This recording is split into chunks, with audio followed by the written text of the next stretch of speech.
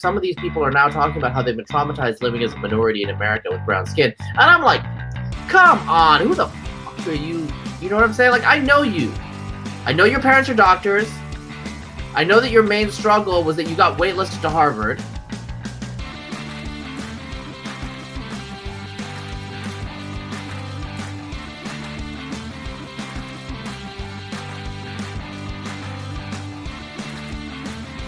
Welcome, everyone, to another episode of Thinking Out Loud. I'm your host, Bruce. Today, we're speaking with Razib Khan.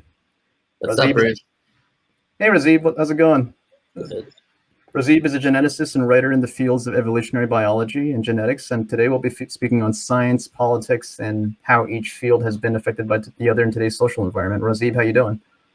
I'm good. Just enjoying pre-July 4th, I guess. Yeah, the celebrations are going to be wild, like later on this year, since like we didn't really have them last year, and I think COVID is a reminder for everyone just to go out there and carpe diem, especially in 2021. Yep. No, I think so. I think this is going to be off the hook. Yeah, I totally agree. It's expecting some fireworks, both metaphorically and literally, next week. Okay, so I've heard you speaking about genetics in podcasts I usually listen to. Like, I'll listen to the one you had with our mutual friend Ali Rizvi and Iona Italia in preparation for this. And you know, when I speak to you, I always get a lot out of it, and it's really enjoyable. We're usually treated to some really interesting discussions about inheritance and how our traits are affected. And but somewhere along that vein, sometimes those discussions really stumble upon evolutionary psychology, and you know, it's a subject that enforces to some degrees like certain cultural stereotypes, male aggression, conflicting men-women interests, James Damore, that kind of sort of deal. We're seeing a lot of people being censored for trying to raise discussions or even just broaching the subject. You know, that's something I thought was really curious in the 21st century, because evolution used to be a concept that was used to justify eugenics, but as philosophers would shoot that idea down because of the naturalistic fallacy. Like, what's natural isn't necessarily good. But you know, it just really surprises me that this isn't applied with equivalence to the evolutionary psychology field. Like, what's your experience with this?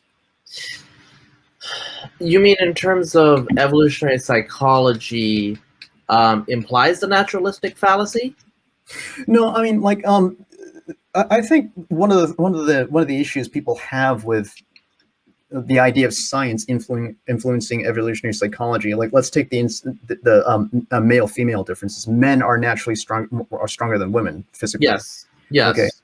And there are other traits in the male brain that differentiate it from females in terms of interests. And I think people are kind of freaked out that because this is the way they are, this is the way things should be. But we know through our study, through moral philosophy, that's not necessarily the case.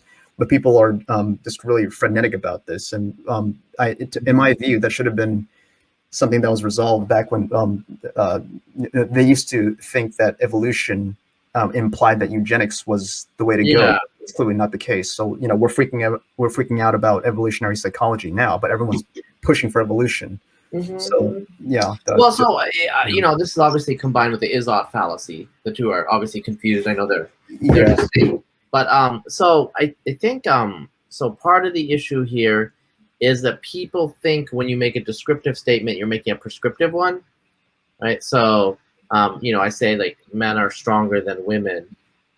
Somehow some people think that are you trying to say that men should be stronger than? And honestly, there's no should about this. This is a biological fact. Or if I say that women are more conformist than men, now that has, in the modern Western civilization, this is ironic.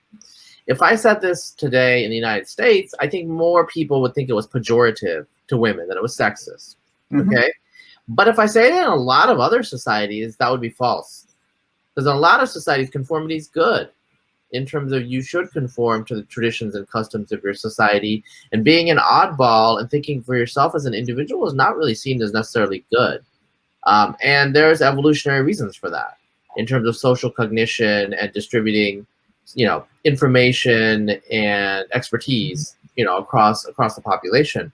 So I think that some of our perceptions of what is prescriptive and what is controversial are culturally are culturally fraught. Okay, so some evolutionary psychological assertions that are controversial here might not be controversial in East Asia and vice versa. And so I think the key issue is the prescription description distinction, where if you describe something, doesn't necessarily mean that's how you want it to be, and it doesn't even mean that that's how it should be or necessarily always will be. So I don't know. Let's just say that white males are more athletic than East Asian males or South Asian males. I think that's actually descriptively true in the United States. Uh-huh. But why is that true? Well, those of us who were raised with Asian immigrant parents might know that they don't emphasize sports in the same way as non-Asian immigrant parents emphasize sports. And so you could see a situation where after a couple of generations, it converges. And so this descriptive truth, no longer holds in a future. So just describing it doesn't even mean that it's fixed and eternal. Like, a descriptive truth doesn't have to be an eternal truth, and I think that's what people are worried about partly. But even if it's an eternal truth, that doesn't necessarily mean that's prescriptive. So if you say, children tend to like sweet things, that's actually, I think you could condition children not to like sweet things, but you'd have to basically do associative learning where you do operant conditioning, right? I think it's human nature, and there's some evolutionary reasons, some biological reasons why children like sweet things, and that's just how it is. And is that bad?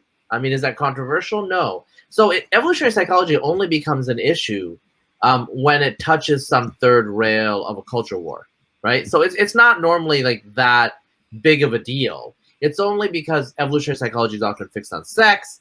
Sex is culturally fraught. Social conservatives and whatever the cultural left is have both had a recent fixation with sex that's gotten evolutionary psychology in trouble. So I don't know if you remember this, but in the early 2000s, the late 1990s, conservatives, particularly neoconservatives, started coming at evolutionary psychology, partly in alliance with the religious right, And it was not very. About that. Yeah, you can look at Andrew Ferguson's piece in the Weekly Standard. I'll never forget it. Early 2000s, but it was kind of pathetic, and it was obviously self-interested. But people, for example, Jeffrey Miller, the evolutionary psychologist, thinks humans are not naturally monogamous. Okay, interesting. That offends a lot of people in Western social conservatives. But he's making a descriptive statement. He doesn't think that's how people should be. Sometimes he kind of actually does say that's how people should be. But that's a separate issue. That's a separate conclusion from his description. I kind of disagree with him, actually. But even though I disagree, just because I say we are probably better as we flourish better as a monogamous, our psychology, for most people is better in monogamy, that doesn't necessarily mean that I'm saying that we should have monogamy. I think we should, but I don't think we should have monogamy because that's our orientation. I think we should have monogamy because there's social science data that society gets really violent really quickly when you have polygamous situations, right? And so the prescription is coming from a different set of values that are separate from the biological values, from the descriptive values, right? Yeah. But what people do is they go from the descriptive straight to a conclusion, like, this one population has a higher IQ than the other population. Are you saying they're better? Well, I'm not even saying, like, are you a better person if you have a higher IQ? Like, if you have a sibling with a lower IQ than you, are you a better person than them? In some cases, you probably know that there are siblings where one sibling has a high IQ and the other sibling has a low IQ, and you actually would judge the low IQ person as a better person, right? Yeah, you're raising a really interesting point here because, I remember several years ago when James Damore got the axe from Google for the Google memo, but he wasn't saying anything against females. He was just giving a very descriptive. Well, so I will tell you. I'll tell you a Damore story. You might find this amusing. Okay. So, I'm known to say what I think, be, quote, controversial in academia, because academia is filled with cowards. But so I was hanging out with a friend of mine. He's an evolutionary biologist. Yeah. And we're having cocktails, and he's like, "Hey," and I'm like, "What?" I'm like, "You're coming kind of close to me here," and he's just like, "Have you read the Google memo?" And I was just like, "No. Didn't it just say males and females are different?" And blah blah blah. It's like boring, right? I mean, of course he was going to get fired because, you know, this is America, you know. And he was like, yeah, it was totally reasonable. And I was like, yeah, you know.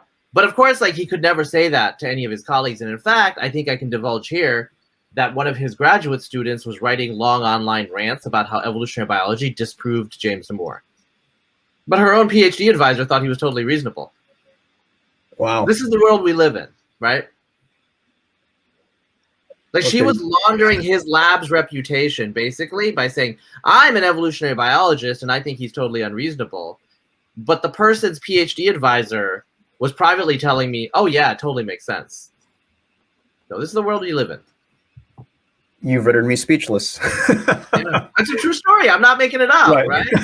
I was like, okay, like, why are you talking to me about this? Like, it's like, well, I know it's stupid. You know it's stupid. We don't need to talk about it. I know you're a coward. You're a professor. Of course you have to be like that, you know? I don't know. It kind of strikes me that to be highly unusual, because I think in his event with Brett Weinstein and Heather Heying, I think it was at Portland State University, he was he made a statement that I thought had a lot of merit. Like, if you ignore evolutionary biology, the actual social prescriptions you put in place might, if it works against the grain, you might end up making for outcomes you do not desire. So we have to work with what we have. And well,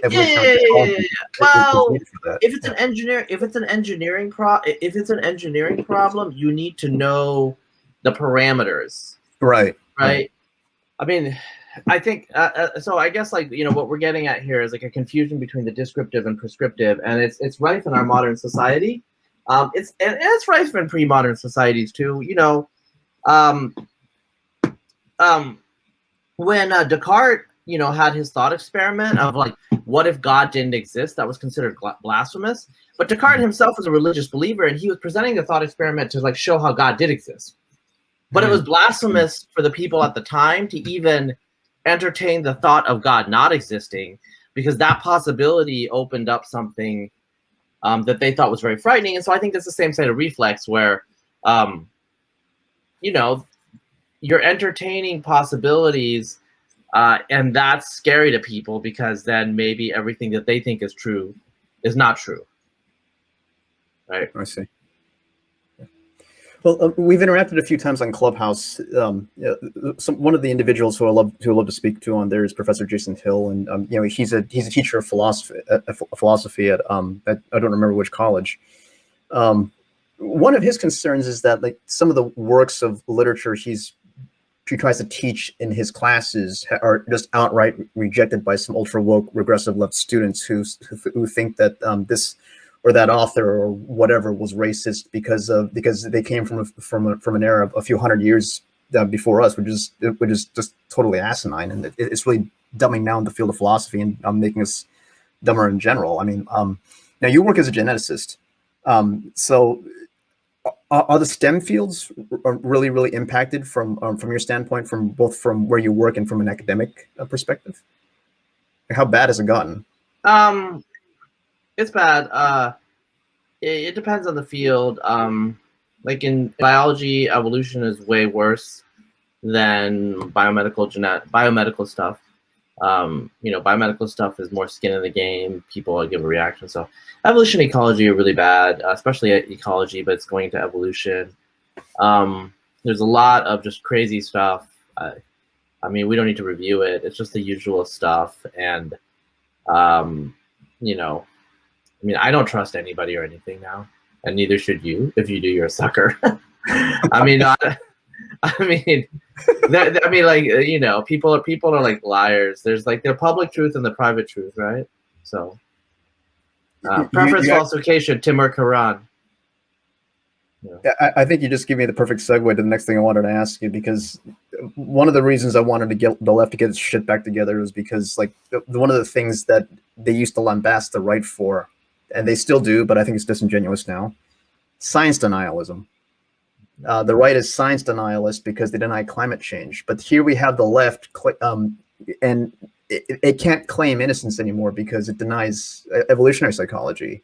Sure. And even the social sciences, like, I think one of my favorite intellectuals from the right, Thomas Sowell, like I'm slightly left of center myself. My favorite intellectual on the left is Sam Harris. But I'm an admirer of Thomas Sowell's work, and he's done so much. He has volumes after volumes of social science research. No, I've read almost all his work. I'm a big fan. A huge fan myself. And what I find interesting is, like, both sides have data that shreds the general narratives on the left and the right, and that, like, but because of how sharply divided we are, there's no discussion, excuse me, of the messy middle. There's no nuance being discussed, and this bleeds over into our news networks. Like, we got Fox on the right, we have MSNBC and CNN and NPR on the left, and because we have two audiences watching two movies, we have a hard time communicating truth now. And since science denialism is now an accusation that can be thrown on both sides, our ability to think critically, to absorb information that's been vetted, is I think it's been shredded. Like, do we still have the ability to communicate truth in this kind of environment? Like one of the descriptions of this era, it's a post-truth world. I'm finding out. Now, I don't entirely agree with that, but I think there's a good argument to be said that, yeah, we are living in a post-truth world. Can we still communicate truth? Yeah, but you have to work really hard. You have to know who you're talking to, who to trust. It's not a broadly publicly consumable good anymore. So this is the way I will explain it from my personal experience. Like 10 years, I'm on the right, identify as a conservative. They identify as a conservative, but that's how we say it now. Okay, it's 2021. I present, maybe I present as something different. I don't know, but I identify as a conservative. So 10 years ago, there was still kind of a spirit of liberalism, old school liberalism, where even if people disagreed with you, that's just people disagree. They have different opinions. Today in academia, it's very narrow-minded, very, very scoldy. A lot of it's dominated by a small minority, and like privately, people are like, these people are like really unpleasant, but they'll never defend you in public. They'll avert their eyes. So the courage of men has failed. You know what I'm saying? Like the blood of Numenor runs thin. This is just the reality of the world that I have seen, that I have personally experienced, and so I'm a realist about it. Again, like evolutionary psychology, like let's examine like the society we live in is fraught with preference falsification.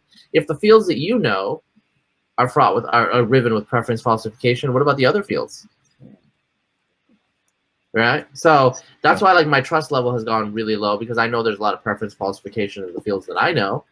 And therefore, I don't really trust this idea that there's like a consensus or authority, because when truth is subordinated to winning an argument, then it's game over. And that's kind of where we're at right now. We can give specific examples. The lab leak, the media has like flipped really fast, because we've always been at war with East Asia. The crime spike, well, all of a sudden it shows up in the middle of May in all the major media at the same time. Right.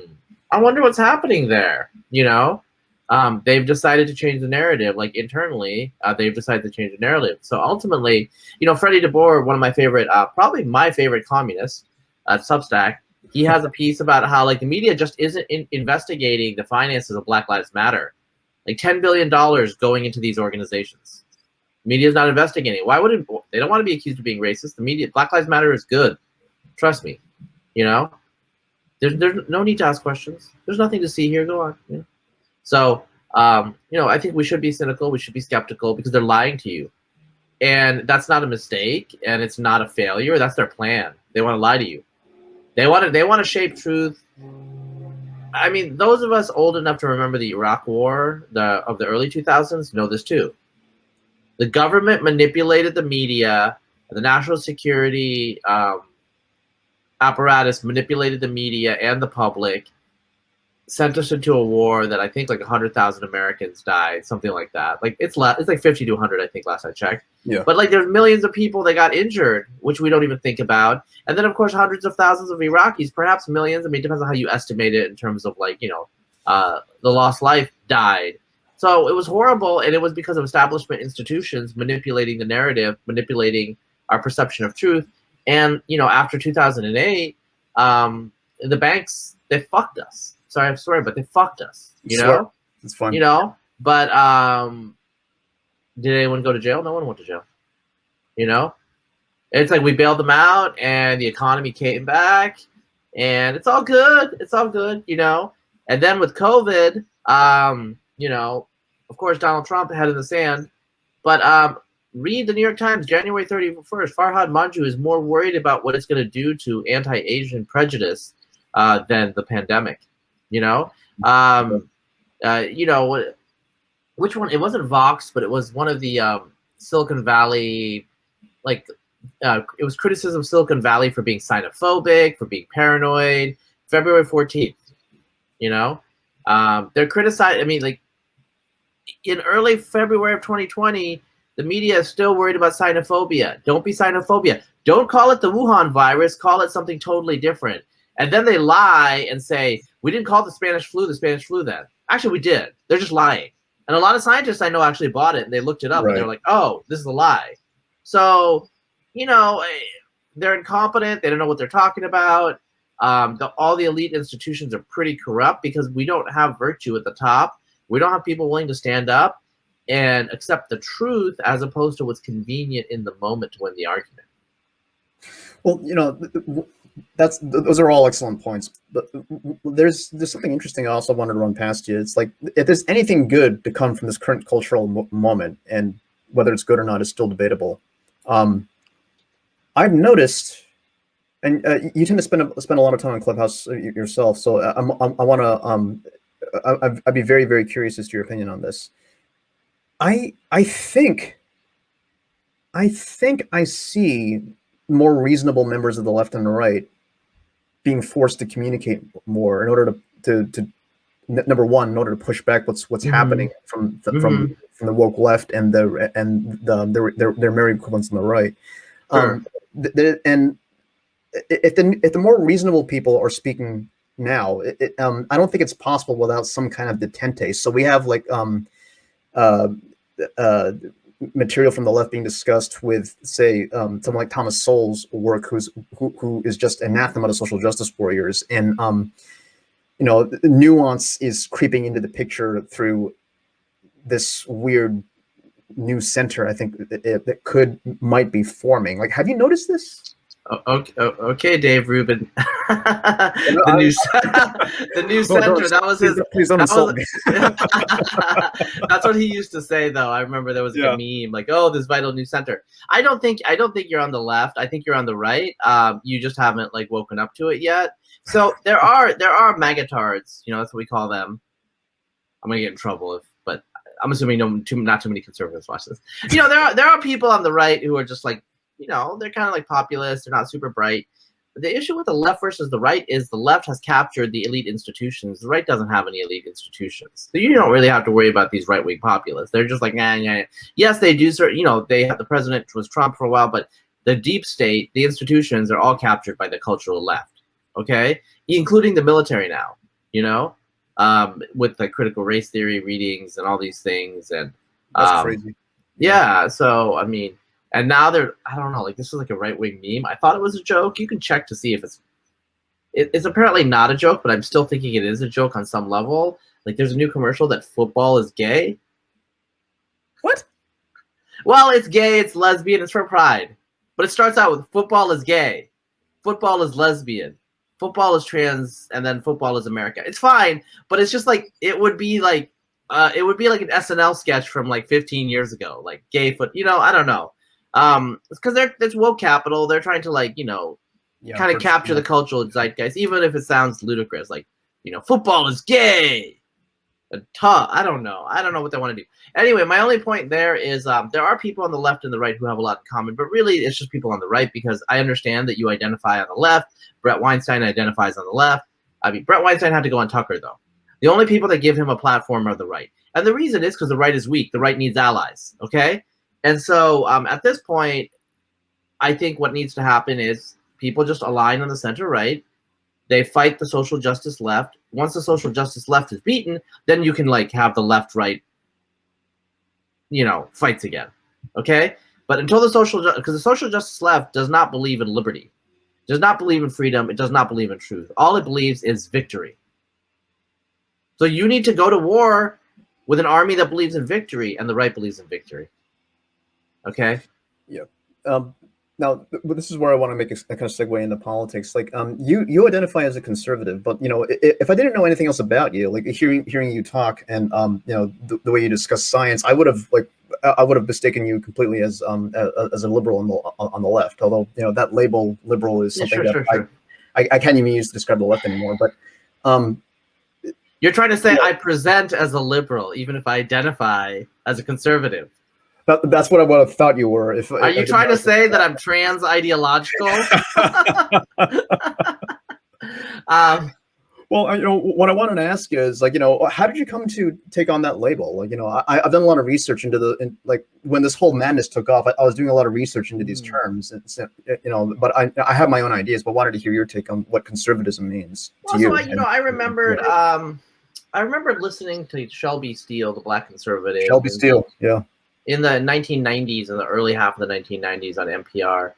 And, he was talking about something and someone identified as a Black conservative. He said, actually, I'm a liberal and I'm a Democrat, blah, blah, blah. But at some point, he just started allowing himself to be called a Black conservative. And he just explained, well, okay, like, that's what they call me. That's what they think of me. And the people that I engage with in spirit of openness are now on the right. So, I mean, I'm basically a conservative. So, some people have said I'm very Schmittian about this. My rule is pretty simple. When people come after me, who's with me, I'm with them. And who's not with me, I'm not with them. So in general, people on the right have my back. Some people on the left do, but generally there's fewer and fewer every time the social justice waves come at me, because people are scared. And you have to make a choice at the end of the day. Do you stand or do you turn? And more people are turning. So, I mean, the people on the left, who identify as center left, who would defend someone on grounds of liberty, just liberty of thought, was much higher 10 years ago. It's pretty small now. They're still there, but a lot of them have just moved to the right because that's the only side that will allow that. Now, the right has its own cancel culture. I don't want to ignore that, but the right is culturally weak, right? It's not going to be like, there used to be a period where it was like, Christian athletes were a big thing and, God, blah, blah, blah, all that stuff. And now they don't do that too much anymore from what I can tell. I mean, I don't follow sports that closely anymore, but it seems like the cultural moment has definitely turned. And so the people with the whip hand are the cultural left. So what I'll say is, the story I've been telling in Clubhouse, like the 1990s, I had a bud who, we're not friends anymore because he's woke. So I'm a pagan. Oh, he converted. But so he worked in GLAAD and Human Rights Campaign, gay rights. He's gay. And he would get drunk and he'd just like come in my face and he'd be like, we're going to fuck up your families. We're going to destroy gender. Blah. He'd say all this stuff and I would just laugh. No kidding. So, yeah, I'd just be like, I just laugh. I'd be like, bro, I believe in equal rights for you. That's fine. I know you're just kidding. And he's like, ha, ha, ha. Well, now I think maybe he was serious. At the time, I thought it was like one big joke. Because I knew what the critical theory. I knew like the ideology that like gender is a total performance. I knew some of that already, but it's like postmodernism. It's not real. It's a joke, right? Yeah. I remember there have been some wild rooms on Clubhouse, and I've heard worse. Yeah. And so in 2014, I told Chris Mooney. So my friend Chris Mooney, who I've known for 20 years, on and off. We're not like super close, but we're friendly. He works for the Washington Post. He wrote Republican War on Science. And I'm like, bro, the left is going to come after gender. And he's like, oh, I think the gender thing is over. Like, science wars are over. 2014. Little did he know, Now they're coming after gender. Now they're breaking down male and female. The kind of like male and female is actually like a pretty, it's a controversial view. But it's actually like scientifically not a crazy view that there are two sexes. Even if there are some intersex people and other, Sure. We're dioecious, right? We're two sexes, right? I don't know. It's a controversial view now. Yeah, but there's something else I wanted to ask you about. It's like now that we've spoken a little bit of conservatism, but like, are we now actually redefining or even remembering what liberal means? I mean, like, Mm-hmm. I think you call yourself a conservative. Like, I think I can now call myself a conservative liberal. Yeah. And that's a So term. yeah, Liberal conservatism is actually a whole ideology.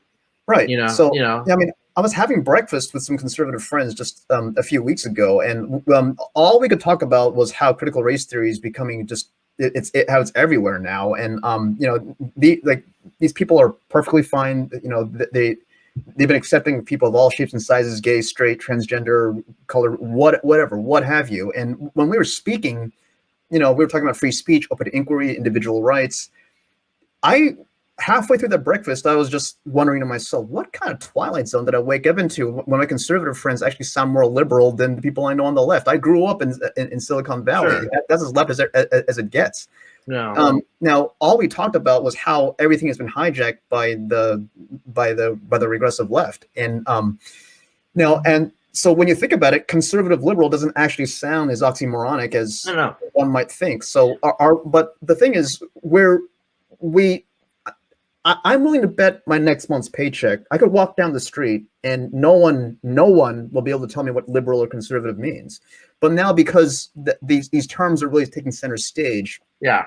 and I think people are starting to discover what individual liberty means, what liberal actually means. So, Mm-hmm. are we actually remembering what liberalism is and how it's applied?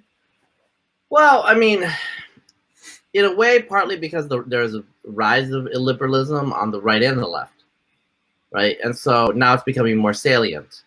And there's nationalism on the right, and there's whatever is going on the left. Like, I don't think it's like classical communism, obviously, or socialism. I mean, when the CEO of Goldman Sachs is taking a knee, when the corporations are putting up a rainbow, all flags all around their offices, this is not standard Marxism. There's something else going on here, So, yeah. I do think that. I think you can be a conservative liberal or a left liberal, whatever. You can be a liberal. That's one dimension of your identity. Like the ACLU right now has taken a liberal turn. I knew this was going to happen like 10 years ago in terms of like I had friends telling me that this was going to happen.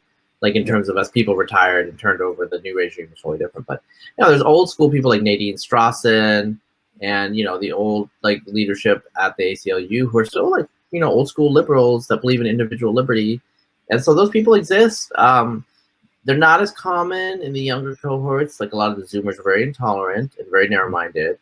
So, Richard Dawkins in the mid-2000s said, like, what if religion is the root of all evil? What if we get rid of religion? I think we've kind of seen what happened. In terms of, by getting rid of traditional religion, we've unleashed new enthusiasms.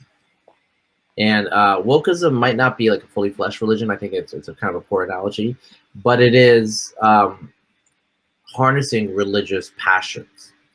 They're trying to repair the world. Okay, so the BLM protest last spring. Like, look, racial inequality in the United States, and I'm reviewing Charles Murray's new book for Quillette, just FYI.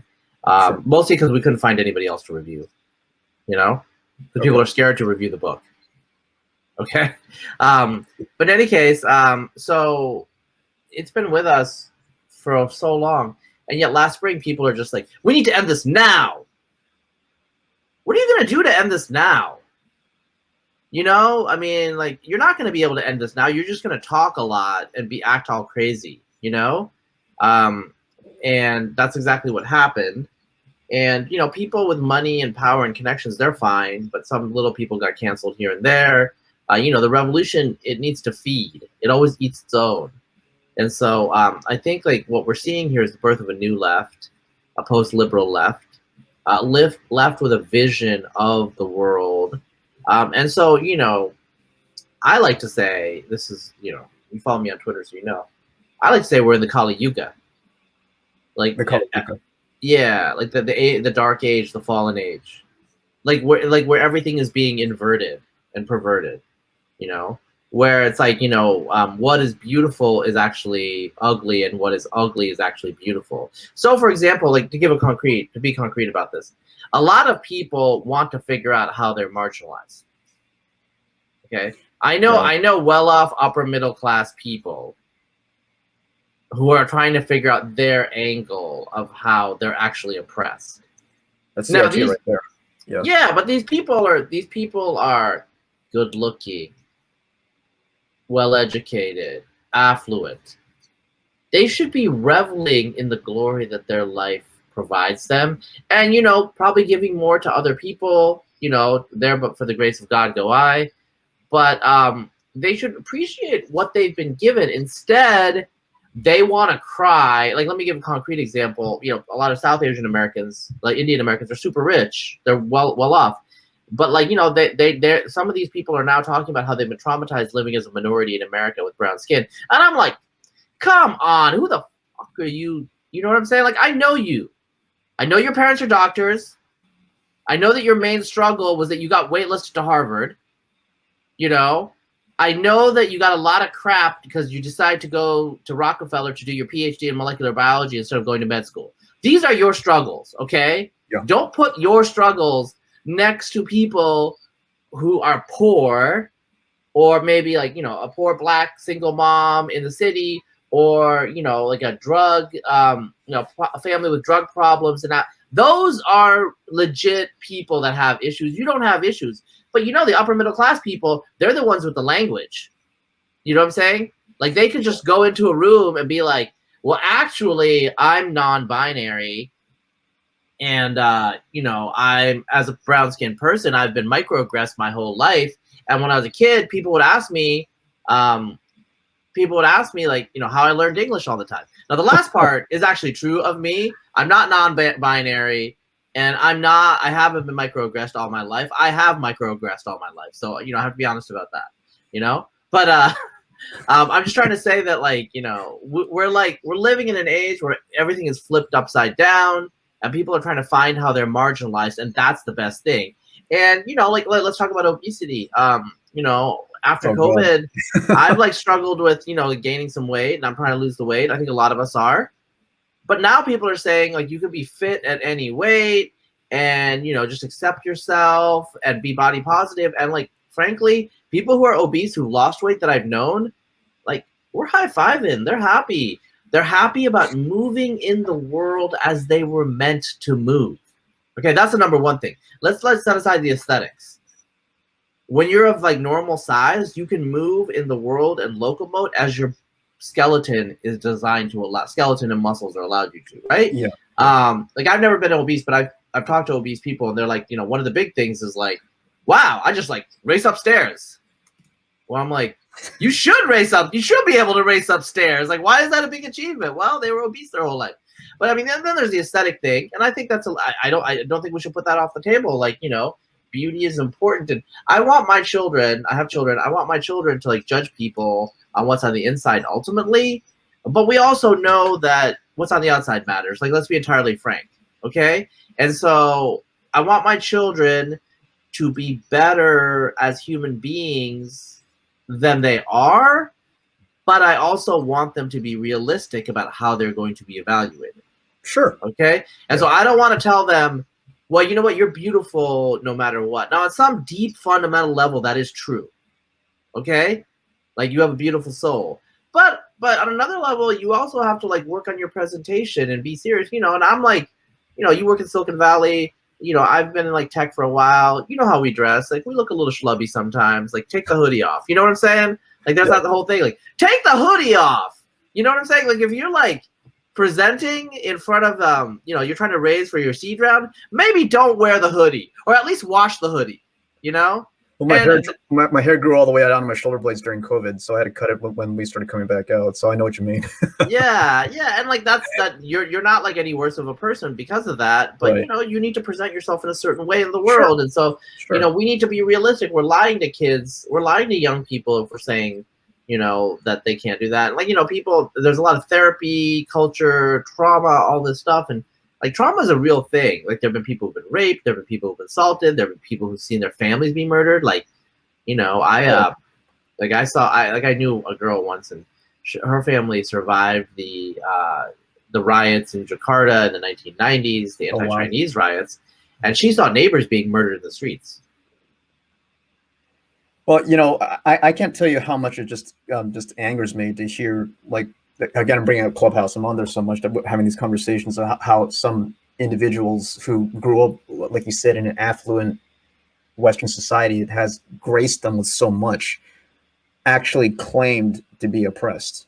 And someone who's been on this podcast before, Yasmin Mohammed, is someone I consider a friend. Oh yeah, I know Yasmin. She's been oppressed. Yeah. That Korean girl escaped from North Korea, Yeomini. I'm slaughtering her name. Yeah, no, I know who you're talking about. We all know. Yeah, this part, and I just got done with her story. I mean, she's oppressed, and to have someone this narcissistic just say that she's lived in this incredibly privileged society for her whole life to be depressed, it just boggles the mind. It's disgusting, frankly, to hear her say that. Yeah, so it's the world we live in, bro. Yeah, exactly. But here, the thing is, though, is with how things have shifted. I think it's safe to say right now that the left is no longer liberal, and because of the heavy populism on the right isn't conservative anymore. Conservative institutions. Well, let me back up a little bit. You're fairly well read. I'm assuming you know Edmund Burke's work. Mm-hmm. Okay, so one of his posts. He was a Whig. Yeah. So Burke, in my studies of him, one of the pillars of conservatism is that there is progression, there is social progression, but if I'm not mistaken, he advocated a very, very slow, gradual move in that direction, and we shouldn't just throw aside social institutions because they might have some unintended side effects that we just do not see. Mm-hmm. And given that so many of our institutions have now been overtaken by this woke ideology, it seems to me that this should now be a conservative era. And the oxymoron is if you are a liberal, then you are by definition now a conservative. Yeah, you're trying to conserve. I mean, if you're a 1999 liberal, you're a reactionary. That's an era that's gone. Like, you're a 1999 liberal. You believe in gay marriage. You're ahead of your time, okay? Mm-hmm. But that's not enough now. You need to believe that gender is totally fluid. I mean, do you believe that? If you don't believe that, you're conservative now. I think that's the fundamental truth. I understand there are liberals who say, well, I'm not on board with all that. In fact, like, a lot of normal people on the street are liberal and not on board with that. But that doesn't really matter, does it? What normal people think. What matters is what the media and the academy think. They dictate the norms, and eventually normal people kind of move to them. Normal liberals, at least. Like, white liberals in particular have been subject, as you know, to the Great Awakening, and they shape the norms. They control the culture. Like, they get to tell you that your white privilege is why you are so successful, Bruce. Or if you're white adjacent or some crap like that, yeah, right. Well, I mean, you could do adjacency, but, like, only white people can succeed. Asian Americans succeed. It's logically inferred from that they're white, right? So, I mean, this is the sort of reasoning that I've literally encountered, though, right? So have I. Yeah. Yeah. So it's just like this. Basically, it's like, white is what you do. It's not what you are. I'm white now. What's up, white brother? I don't know. I mean, no, it feels absurd. It feels absurd, right? Because both of us have probably been subject to a little bit of, the type of, like, comments that most white men don't receive. We're a special type of white men.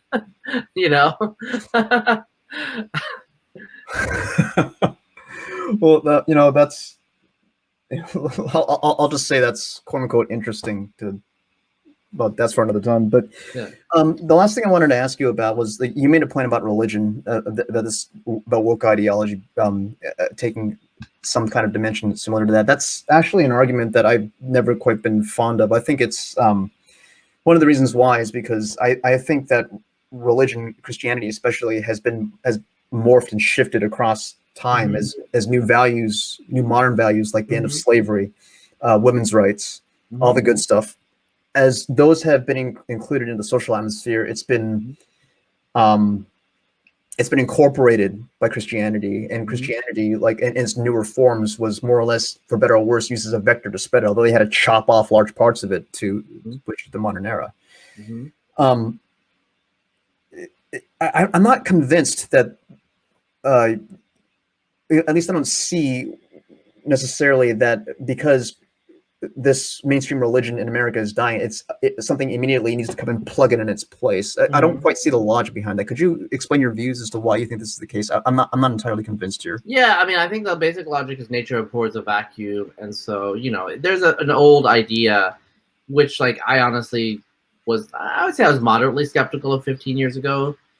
Like goes back to Chesterton and others that basically if you believe in nothing, you'll believe in everything, and I think people need meaning in the world beyond just their material wants. And yeah, like you can read Marcus Aurelius's Meditations, or Seneca, or Confucius, or whatever, and get some purpose out of that. But a lot of people need something more, just meaty. And so I think, like for example, I don't think wokeism is a religion, because religions are much more systematic and elaborated out. But white supremacy. I think white supremacy as a cosmic force resembles the Tao or Dharma in Indian, or so white supremacy is the invisible hand. It explains all of the patterns you see in the world around you. So why are there more Asians at MIT than black people? White supremacy. Okay. Why are all the wealthy people, like why are older white males the CEOs of big corporations? White supremacy. Okay. Why are there so many tech CEOs in management positions who are South Asian and not East Asian? White supremacy. Like, I don't know how the last one works, but I'm sure that they have a rationale of why. You know what I'm saying? I'm just saying, like, that's the answer. That is the answer for everything. So that is like the Dharma. That is like the Tao. That is the way. That's the undergirding principle of their universe. And then they have, they're developing like saints, like the emotional power of the death of George Floyd. Like he is a literal martyr. Okay, like down the street from my house, there was for several months in the summer of 2020 a shrine, like pictures of George Floyd, flowers, notes, because they were putting their feelings into this individual. This individual incarnated. He was the incarnation of the discrimination and the brutality that black men face, which, to be fair, is a real thing, okay?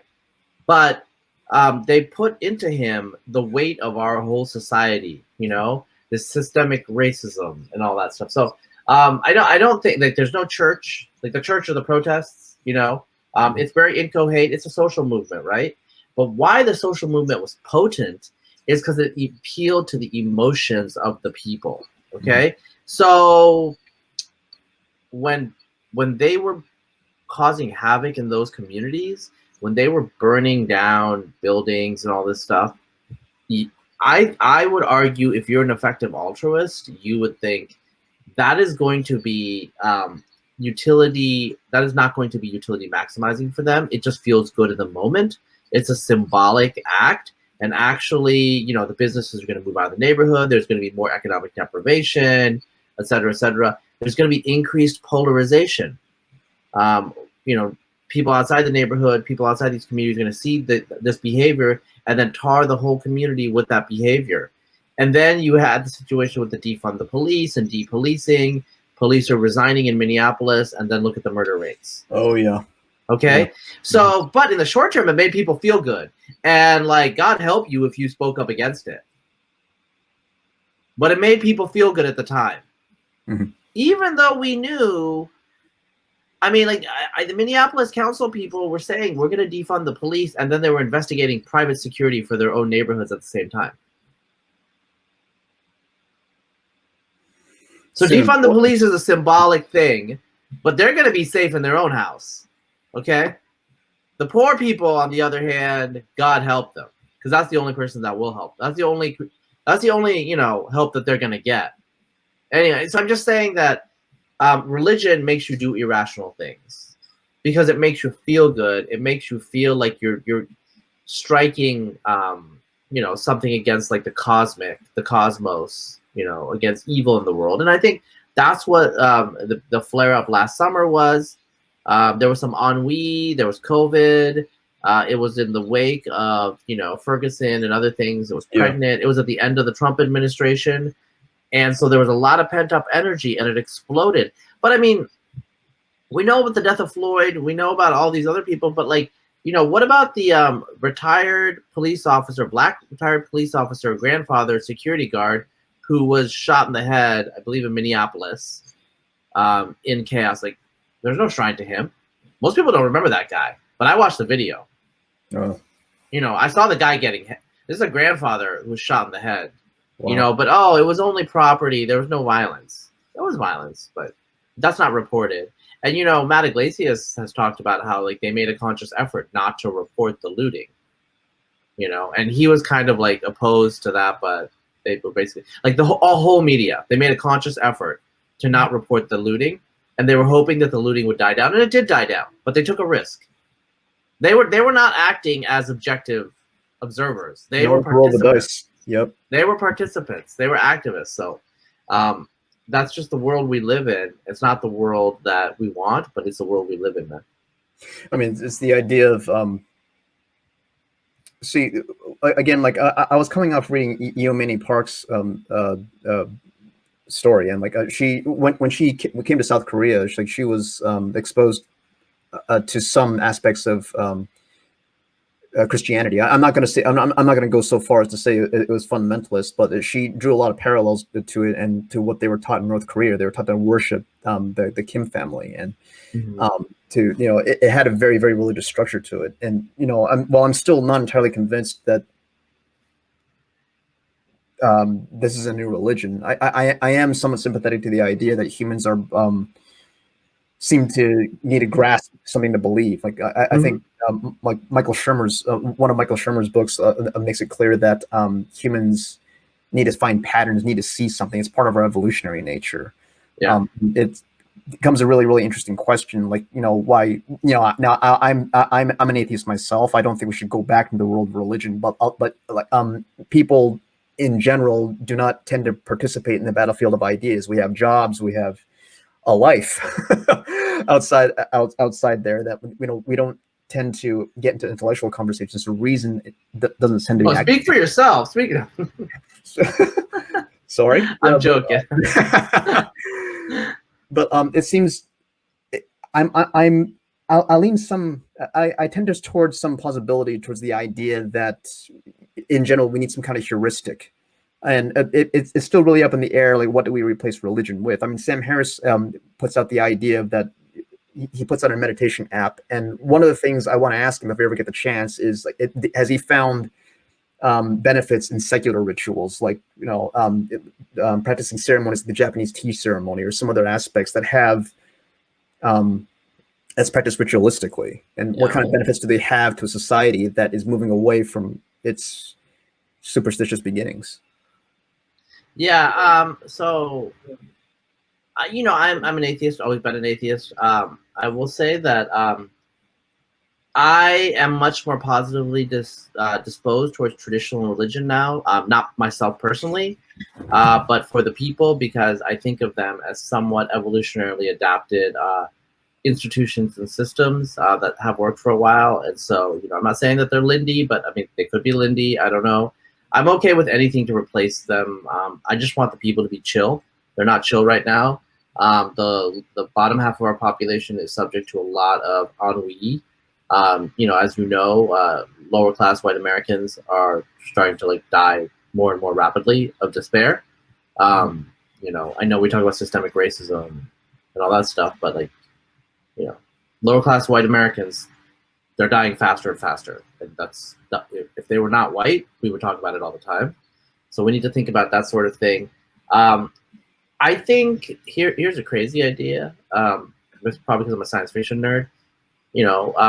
Elon Musk, Elon Musk type grand project of human civilization to reach another planet and set up a colony. And we're not doing it because we want to maximize economic efficiency. We're doing it because we're awesome, right? I mean, that's the fundamental issue. Like, why did we go to the moon? I mean, it was kind of like show the Russians we're awesome. We're more awesome than you, right? That's a bigger purpose, though. It's like our civilization, our species, we're aiming to reach, we're reaching for another planet. We're crossing the vastness and the chasm, right? And so, you know, as an evolutionary genetics person, as a human evolution nut, I will say, like, you know, our modern human lineage exploded out of Africa 60,000 years ago, swept the field, right? We, all of us outside of Africa, descend from 1 to 10,000 individuals. Okay, a tribe of 1 to 10,000. That's it. Austronesians left Taiwan 3,000 years ago, and they went from Madagascar all the way to Easter Island. They definitely made it to South America, and they definitely made it to Africa. Like, why did they do that? We don't know why. Because they're psycho, they're crazy, you know. But I mean, they're all over the place, right? They did great things. They did great things. Like, they didn't focus on maximizing their utility in the terraces of Taiwan. Yeah. You know, and that's why they're in Madagascar. That's why they're at Easter Island. That's why they went to the New World and brought back the sweet potato. You know?